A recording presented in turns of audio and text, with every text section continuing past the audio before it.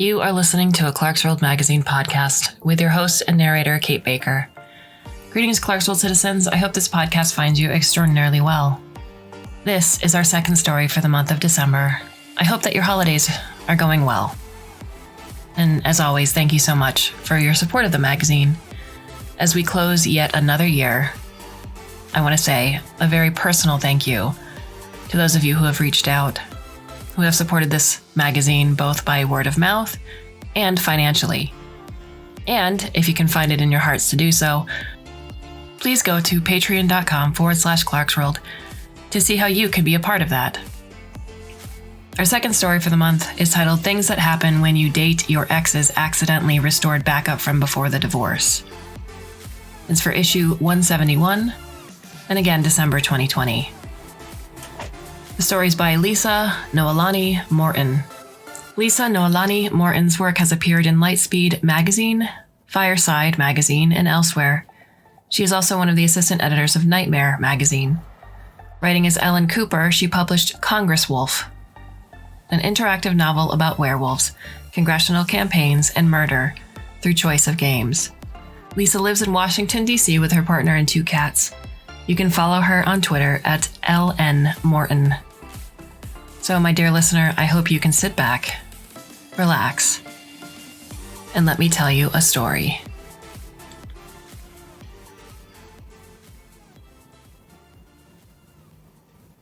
It's unethical to pry the secrets you've always wanted to know out of your ex under the guise of getting closure.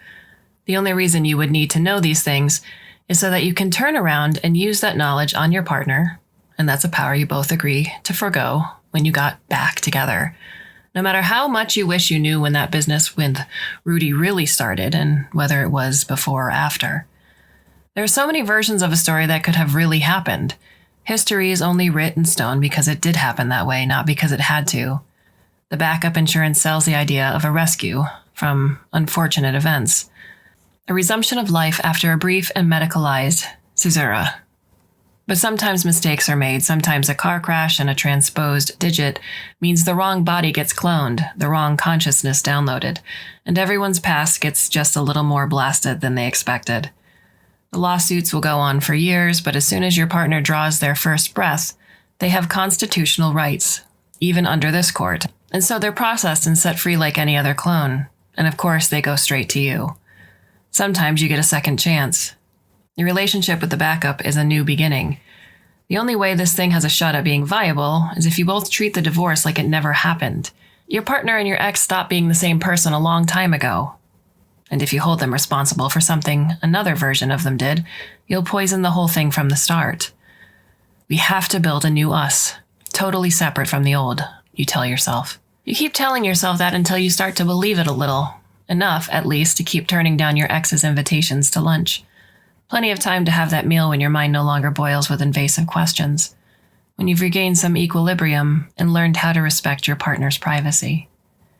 Your partner's memories of that trip you took to Asheville together are clearer than your ex's are. Some of the things you've gotten up to in the bedroom recently remind you of that weekend more than anything between you and your ex had in years. Not the acts themselves, but the intoxicating excitement of discovering something new and wonderful with someone you've built so much of the old and familiar with. Seen through their eyes, heard in their gasps, everything becomes new to you again too. You fall into exhausted, pleasure-drenched sleep, feeling their warm arms wrapped around you. You're mine, they whisper in your ear, just before unconsciousness takes you. Nothing could change that. When the bombs hit downtown in the middle of the night for the first time since you've been together, your partner still remembers the trick for helping you through a panic attack that your ex forgot or gave up on over the years. They sit up in bed and pull your head into their lap and rub your temples with their thumbs in tiny, gentle circles. You freeze and shake with every explosion, and you know their head must be haloed in the window by the overhead light in your bedroom, but your partner just keeps on soothing you, oblivious to the lateness of the hour or the danger. They sit up with you for hours.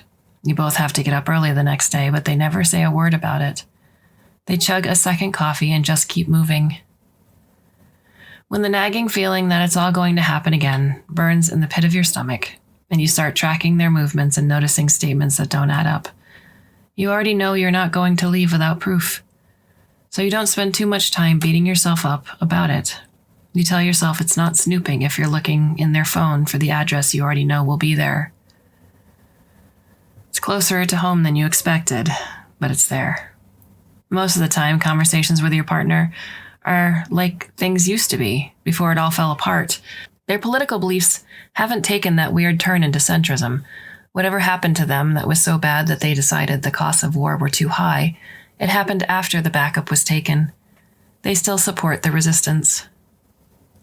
You're simpatico on the important stuff. Still, you remind yourself, not again. This is a different person. And different enough on the details to keep things interesting. You recognize the person you fell in love with and the way that they'll stay up half the night with you, dissecting a new concept or arguing over the best way to achieve your shared goals. You don't have to hide your mutual aid work or the money and supplies you funnel to the resistance. When you see them meeting up downtown with a leggy blonde in a leather jacket and skinny jeans, you don't spend 4 agonizing months searching for some level of proof that will finally, against all of your instincts, convince you that the thing that appears to be happening really is. You do, without hesitation, the thing you should have done the first time.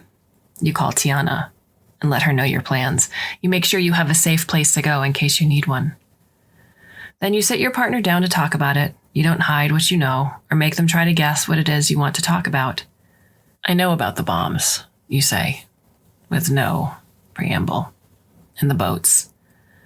You watch their face go from shock to panic to relief and blossoming joy as they realize you're not going to try to stop them, as they realize they don't have to hide it anymore.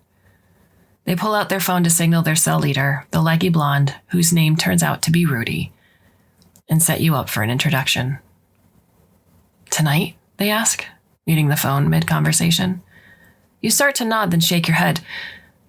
Don't you have a date with Sydney?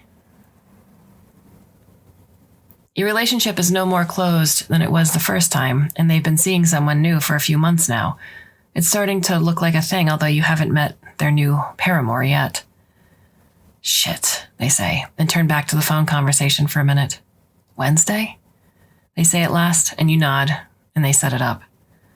The cell treats you as untrustworthy for a while. Not untrustworthy, your partner murmurs it to you in the dark, of unknown trustworthiness. But their trust comes with time. You start with simple courier gigs and move on to more important assignments as your position with the cell becomes more secure. There are only a few steps between the cell and Shayna, the resistance general in the mid-Atlantic, so it's a heady time. Sitting in the back of a faux dive bar on 8th Street getting the latest real news from a courier. They can't censor in-person conversations, at least not yet. You feel as though a broken bone is finally set. Its splintered edges mesh back together, letting the muscles around it relax, and bringing with it a lessening, though not a cessation of pain. Your partner glances over at you, and you see a similar relaxation in their face.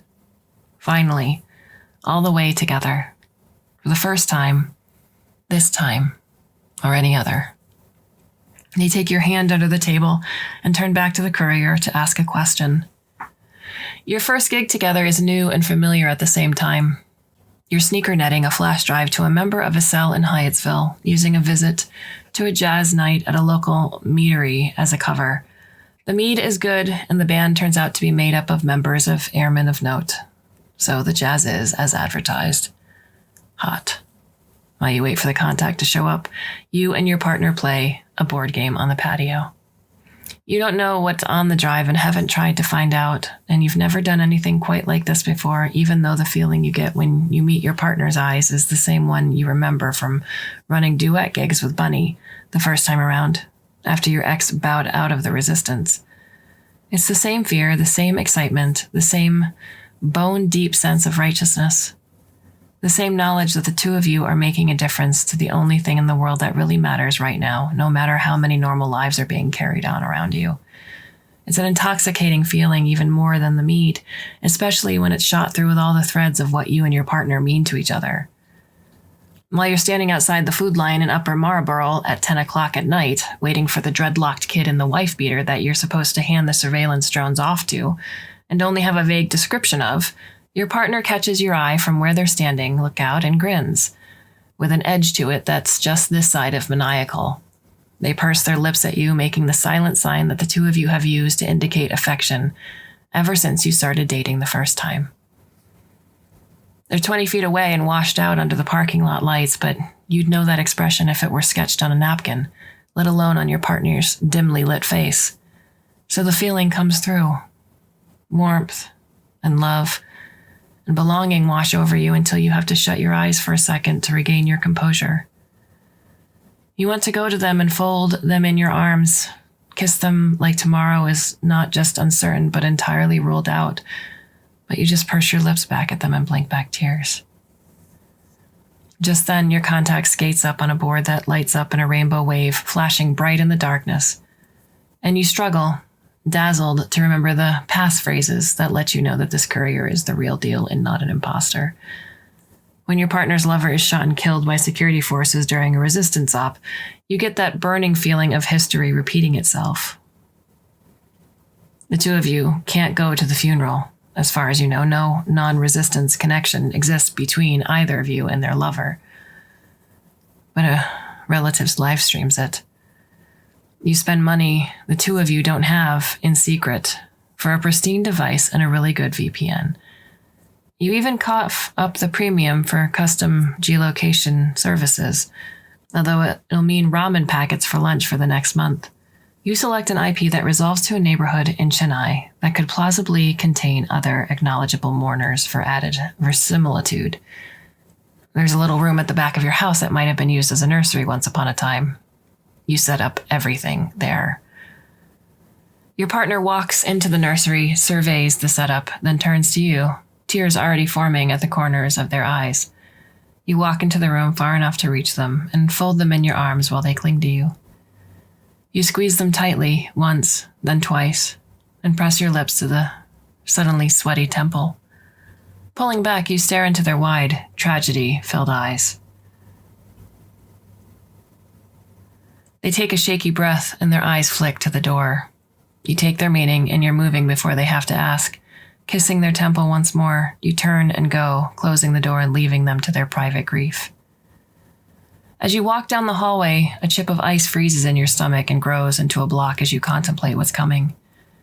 In the days after that, you help them grieve. You hold them when they need to cry. You leave them alone when they start getting prickly. You sit up long into the night and let them monologue about their memories and all the myriad feelings of loss that come with losing a loved one until they pass out, exhausted, in your arms. Through all of this, you're braced for the signs, the growing disaffection with the movement, the burnout, that presage, the inevitable, the increasingly strident questions about how this could all possibly be worth it.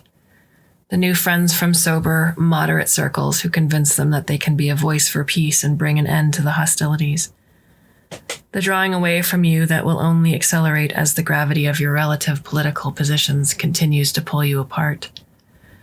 You fill yourself with a constant refrain of love, ringing its changes through your mind like a bell, telling yourself that the past is not prologue, even while you're sure that everything is on the verge of collapsing.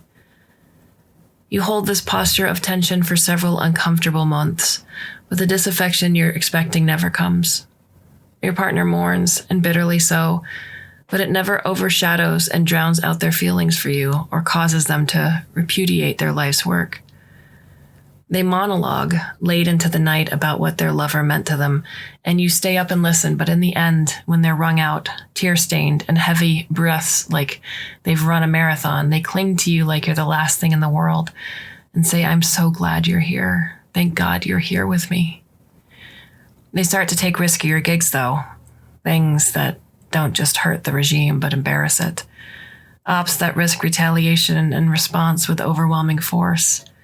You hear the warning bells in your head as loudly as anyone, but this is new, not like last time, and you don't have hindsight to guide you away from the pitfalls. You try to convince them to play it safer, but all they have to do is gesture vaguely at the world, and you find yourself out of arguments. In the fall, St. Louis is liberated, then Knoxville. The autonomous zones in Baltimore grow and merge. They take control of several transit hubs and an old sewing machine factory and range outward from there to attack and embarrass the regime. The inner harbor is home to a band of teenage resistant marauders who call themselves the Surf and Terps. Members of that merry band mark themselves by the turtle shell bike helmets they wear whenever they're on the water, on boats, jet skis, or hover skimmers that hang uncannily above the surface of the water. The Terps harry and mock regime boats that try to approach the port.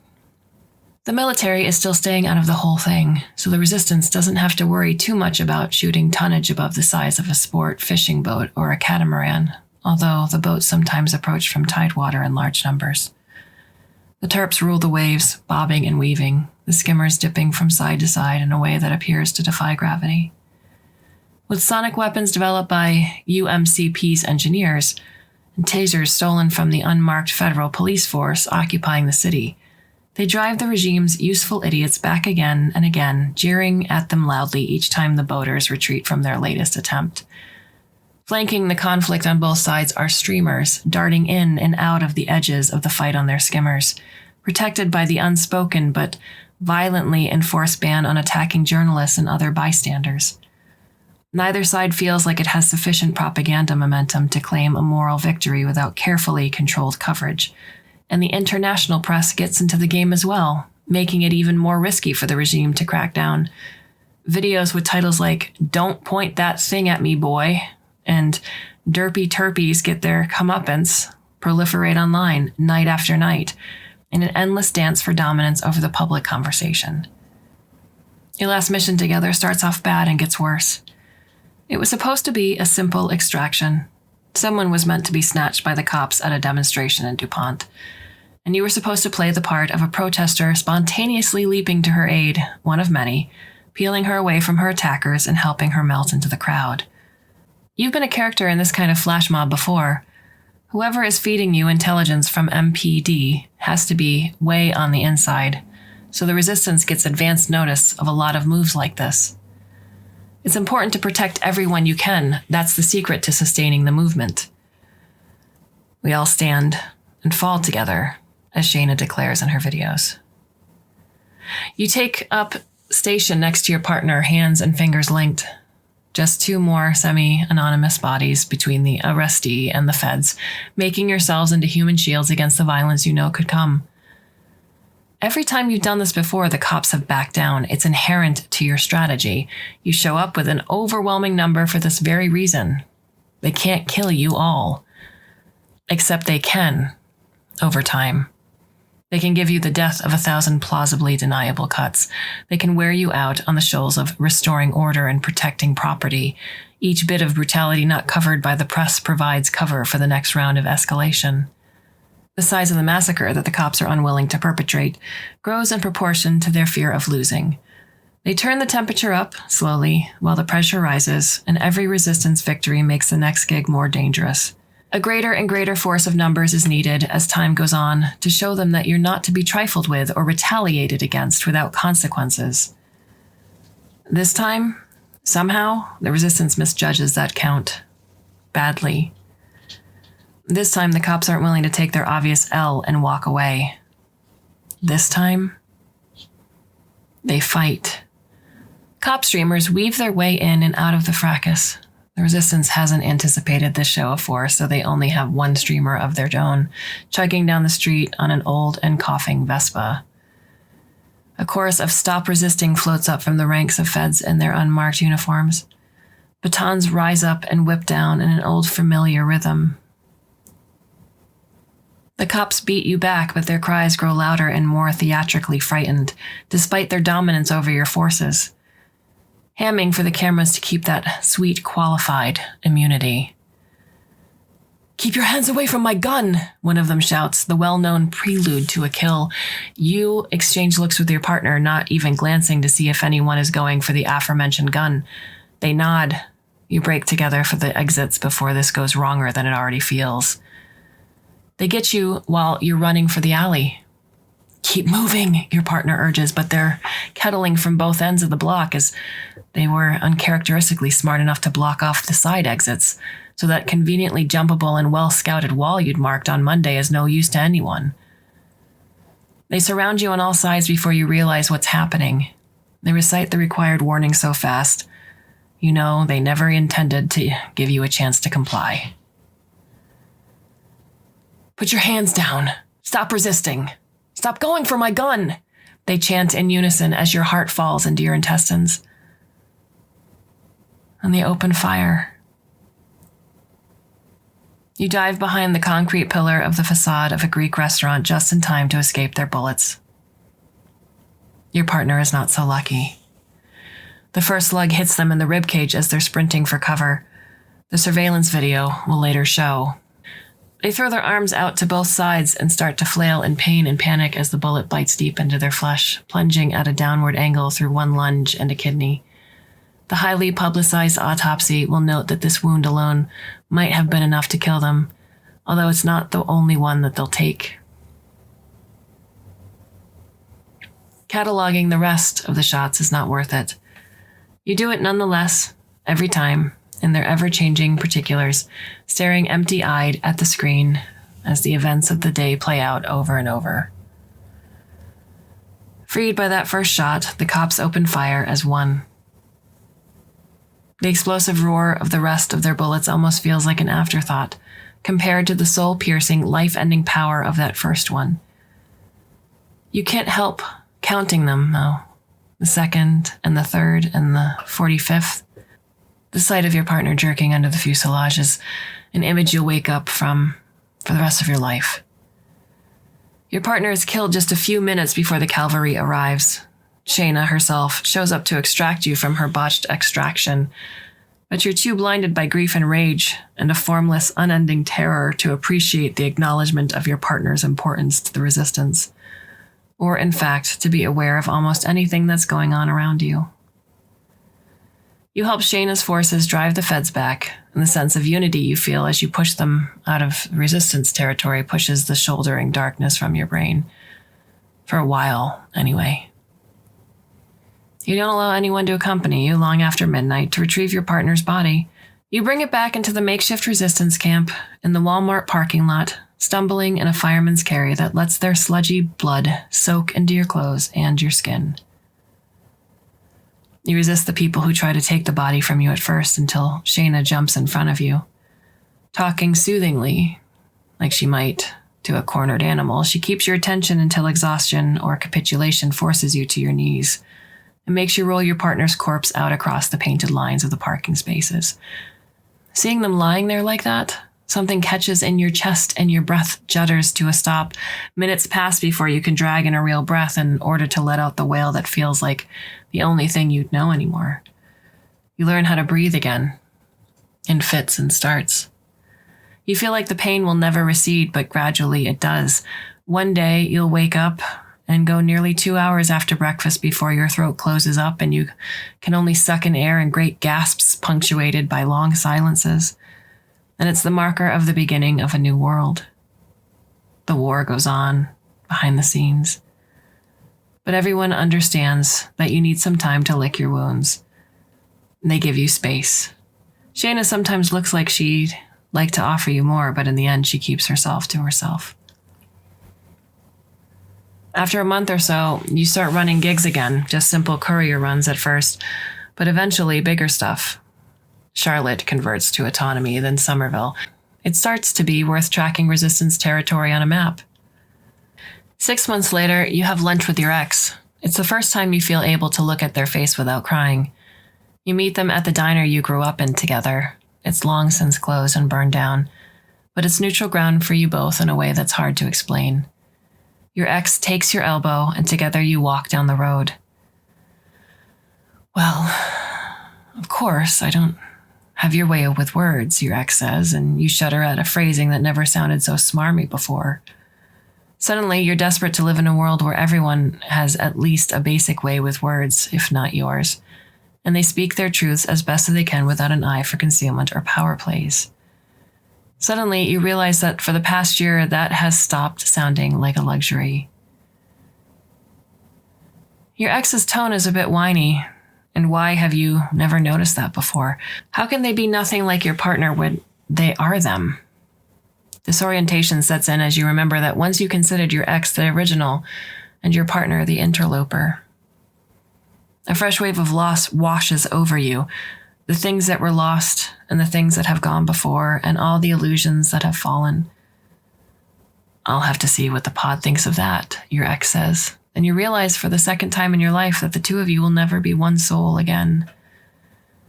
There are further exchanges and further gigs, and ultimately the victory of the resistance against the regime. And this story continues on beautifully and gloriously long past this point. But this is the end of the story as far as you, your partner, and your ex are concerned. That night, you stand before the mirror, thinking about your partner and your ex. Thinking about how every story has versions and the strange accident that allowed one of them to come to life for a time. Thinking about how the alternate timeline can end up being one you endorse more strongly than the original. You shiver in the October chill, not yet cold enough to turn the heat on. You hear your ex again, saying, "If you don't want to be alone," an offer you kindly but firmly declined. You feel even more profoundly alone in the world than you did the first time. And you feel a pair of strong arms wrap around you, although no one is behind you in the mirror. A wave of warmth, love, and belonging washes over you. And you keep your knees from giving way by the sheer force of your terror that this visitation will disappear if you let yourself collapse. A warm, loving breath exhales into your ear, and you can somehow tell from the shape of the wind that it came from a pair of pursed lips. "You're strong," a soft voice sighs. "You're mine. Keep moving." You give yourself up to the truth of the matter with a good will and a loving joy. What are your thoughts on the story? You can leave us a comment or a question at the Clarkesworld Magazine website itself, or you can go to the About Us page where all of our contact information is listed. We have 5 more stories for the month of December. I do hope you can come back and listen, should you so choose. And until then, I bid you a very fond and warm and hopefully very, very temporary farewell.